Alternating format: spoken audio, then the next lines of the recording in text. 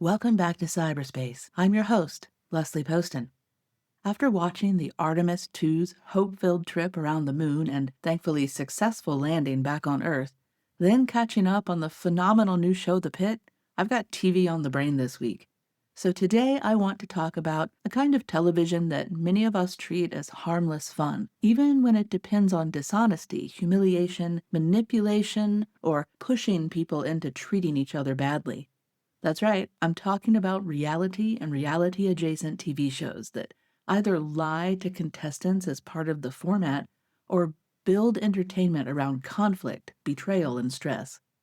Shows like Jury Duty are often framed as clever and sweet because the person at the center seems to come out of it okay.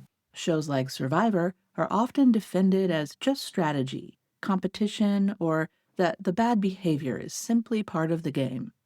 But I think those defenses miss the bigger ethical and psychological question. What happens when entertainment depends on misleading people, destabilizing them, or rewarding cruelty? What happens when millions of viewers are asked to watch that and treat it as normal? This isn't about being anti-fun or saying every competition show is immoral. We're asking a basic question that television often avoids. What are we willing to do to real people for content? And what does it do to us when we keep calling that entertainment? One of the first problems with this whole category is that we often describe it too vaguely. We say reality TV, a prank show, a social experiment, call it a competition show, or maybe unscripted entertainment. All of these labels blur together several very different things. But from an ethical standpoint, the important distinction isn't whether the show is scripted. It's whether harm is built into the show's format. Some shows depend on deception.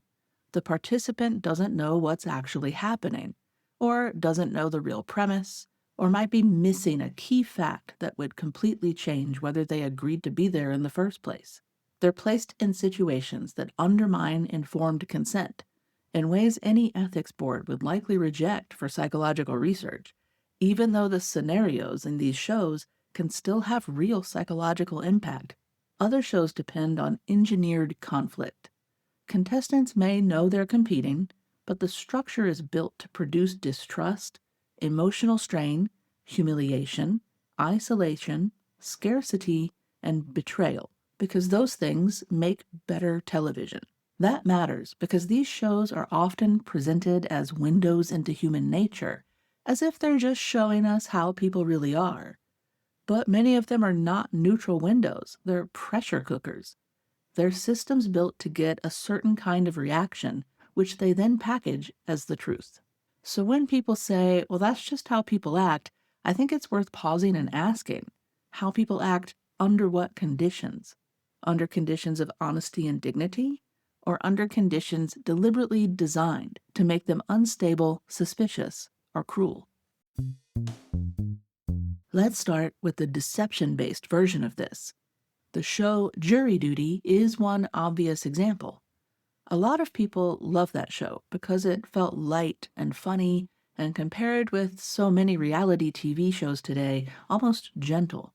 The central participants in both seasons came across well. They were kind, patient, and they handled bizarre situations with more grace than most people probably would. The reveal and the ending felt warm, and that made it easier for viewers to focus on how good the show felt rather than the fact that its entire premise depended on deception. But the ethical issue doesn't disappear just because the tone was pleasant. The whole premise depended on one person not knowing what was really going on. He thought he was participating in one thing when he was actually participating in another, and that means the central form of consent was compromised. He couldn't fully agree to the experience because the experience itself was hidden from him. This is one of those places where entertainment gets a moral pass that other settings don't. If a researcher did this without proper review, people would have questions. If an employer or teacher did this, people would want action. But put a camera on it, give it a comic tone, and suddenly many people stop asking what would otherwise be obvious. Now that there's more than one season of Jury Duty, You can see the ethical issue more clearly. One participant may come away feeling more destabilized, and another may seem more at peace with it. But that difference doesn't settle the question. In both cases, the format depended on deception. The point isn't whether someone looked okay at the end. The point is that they were never in a position to fully consent to what was being done to them in the first place. And to be clear, this isn't about whether the participant later said they were okay with it. It also isn't about whether one seemed emotionally resilient or the final product was charming or one was saying that he had trouble trusting people after the experience. Those things matter, but they don't settle the ethical question. A good outcome doesn't erase a bad process. Someone coming through an experience without visible damage doesn't mean the experience was respectful, fair, or morally sound. Ethics aren't only about the aftermath. They're also about how a person is treated while the thing is being done. Now let's shift our attention to a different kind of reality show, one like Survivor. This presents a different ethical problem. Survivor contestants know they're entering a competition where alliances matter and betrayal is part of the game. At first glance, this can seem cleaner than deception-based television. No one's being fooled about the fact that they're on a show. But knowledge of competition isn't the same thing as ethical neutrality. A format can still be designed in ways that reward behavior most of us would find corrosive in ordinary life. Manipulation gets treated as intelligence.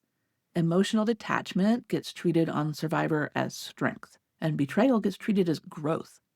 Humiliation becomes a plot point, and distrust becomes the social atmosphere. And then all of that gets framed together as exciting, strategic, and normal. And once that language takes hold, it launders these harmful behaviors, and suddenly cruelty isn't cruelty, it's gameplay. Emotional harm becomes good television, and public humiliation becomes a plot twist. That reframing matters, because when a culture repeatedly watches harmful conduct presented as clever or necessary, people don't need to copy it exactly for it to still shape them. Sometimes the effect is simpler. The behavior starts to feel less jarring and unacceptable, and more familiar and understandable. It gets reframed as something smart people do to get ahead. I'd argue that this kind of television can normalize harmful behavior to the point that people become less startled by it in real life. Not because a show gives viewers a direct script to follow, but because repeated exposure can make manipulation, humiliation, lies, and cruelty feel more ordinary than they should. And when that happens, people may be less prepared to recognize those behaviors quickly, resist them clearly, or defend themselves and others against the harm they cause in real life.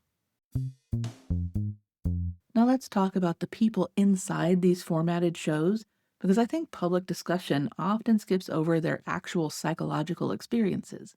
When someone is deceived as part of a show, one possible harm is confusion on a deep level. Not just confusion in the moment, but confusion about what was real and who was sincere. They may even begin to doubt whether their own instincts were trustworthy.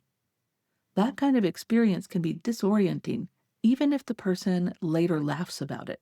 It can make their memory feel unstable and make a person revisit moments that seemed genuine and ask what exactly they were participating in. With competition-based shows, the harm looks a little different. Contestants may deal with stress, sleep disruption, social pressure, isolation, shame, and the pressure of constant surveillance. They may be encouraged to treat other people as obstacles and be rewarded for suppressing their own empathy. They may leave with relationships damaged, public judgment attached to their name, or an edited version of themselves circulating as the one millions of people now think is real. And that editing matters more than viewers know. A contestant doesn't just go through one filming experience. They also go through a second experience in public, where producers have chosen which moments from the footage define them. They can be edited in post to become the villain, the fool, the manipulator, the weak link, the unstable one, or even the butt of the joke. That public identity may have very little to do with the complexity of who they are, but it can follow them anyway, sometimes for years. A real-life friend of mine was on a reality show and edited to be the villain. In real life, they're a sweetheart who happens to cuss a lot, but the editorial choices by the producers damaged their career for many years. There's also a financial dimension that rarely gets discussed. Most contestants are unpaid or receive only a token stipend, while the network profits enormously from the footage they generated. So the person who is deceived, humiliated, sleep deprived, or edited into a villain often has no meaningful financial stake in the product their experience made possible. That's a fact worth sitting with. So when viewers say, well, the contestants signed up for it, I think that answer is a little too shallow. People sign contracts all the time without being able to fully imagine the psychological weight of what comes next, or what the public aftermath of an unflattering edit will feel like. Signing something isn't the end of a conversation. The next thing we should think about is the social impact. What does this do to us as viewers? Psychology gives us a few useful ways to think about that. One is social learning. People absorb cues from what they see modeled, rewarded, laughed at, excused, or admired in the media. And that doesn't mean television controls people like puppets. It means repeated patterns can shape norms, expectations, and thresholds. Another piece of the puzzle is desensitization. The more often viewers see something framed as ordinary entertainment, the less morally charged it may begin to feel. As the shock wears off and the discomfort softens, the behavior becomes one more familiar format. There's also the effect of parasocial relationships, something we've talked about before. Viewers often form genuine emotional attachments to the contestants. They're rooting for them, grieving their eliminations, and they feel like they know these people. And that attachment is real even if it's one-sided, and it makes the normalization effect stronger, not weaker, because it's harder to critique a format that you're emotionally invested in. When you feel like you know someone from a show, the manipulative conditions that shape their behavior start to feel like they're just how people are. And then there's something called moral distancing. These shows often invite us to judge others from what feels like a safe distance. We see this sometimes in the anonymous comment sections of the internet as well. We get to watch other people experiencing stress and construct narratives about what we would do, who we think is smart, strong, or weak, who we think deserves sympathy and who deserves ridicule. And that's part of the pull of these shows. We have names for this. Part of it is downward social comparison, where people feel better by comparing themselves to someone who seems worse off. And part of it is also schadenfreude, the pleasure that some people feel when someone else is stumbling. That also means the audience isn't just passively watching. We're all participating in a system of evaluation and being trained in subtle ways in what to excuse and what to celebrate. These shows don't simply reflect a culture that already tolerates manipulation and cruelty. They can also reinforce it by making those things feel routine, entertaining, and manageable. The wider cultural lesson is where the issue expands past television. We already live in systems that often reward competition over care, performance over honesty, manipulation over clarity, and winning over solidarity. We live in workplaces where people are expected to smile through dysfunction, and political cultures where manipulation is treated as savvy. In our social systems, vulnerability is often punished, and callousness is often reframed as realism. When television turns those same values into spectacle, it's not happening in a vacuum. It fits into a larger culture that already has trouble distinguishing toughness from cruelty and strategy from exploitation.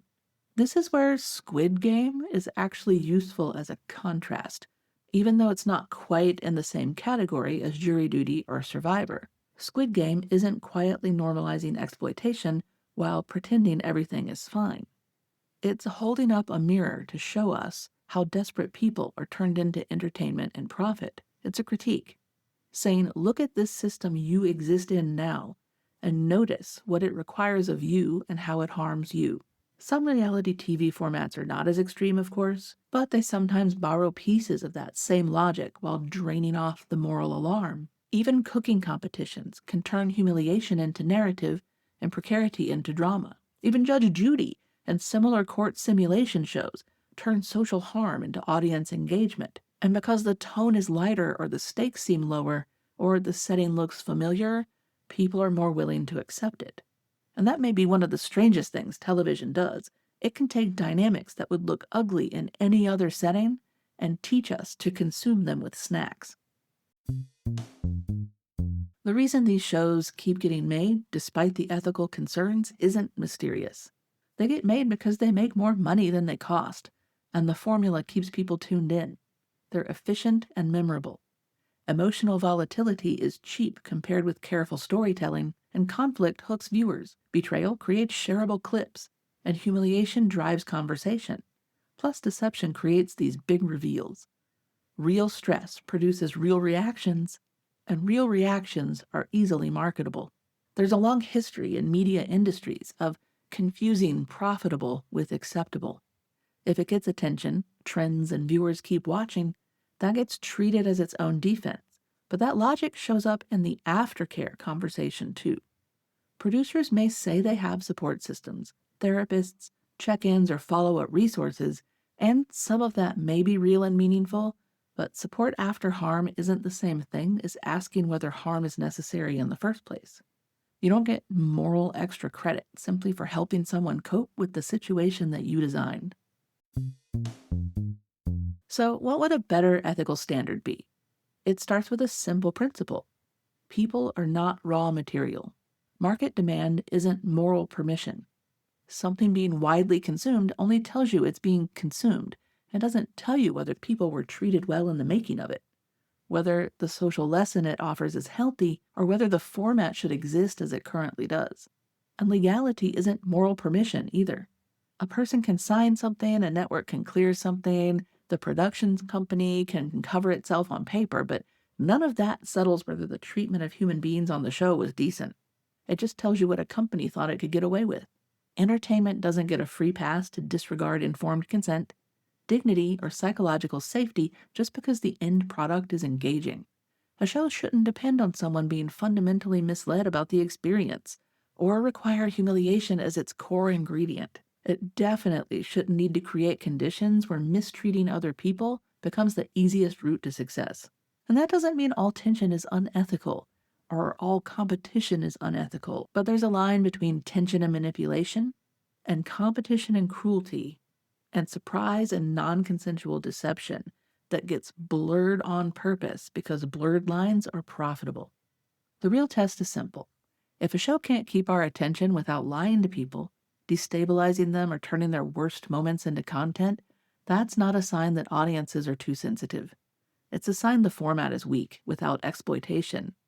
There is too much genuine talent in television for this to be the only option. Thanks again for listening to Cyberspace. I'm your host, Leslie Poston, signing off. As always, until next time, stay curious, and don't forget to vote for us. We're nominated for a 2026 Women in Podcasting Award. I'll put a link to vote in the show notes. Don't forget to subscribe. See you next week.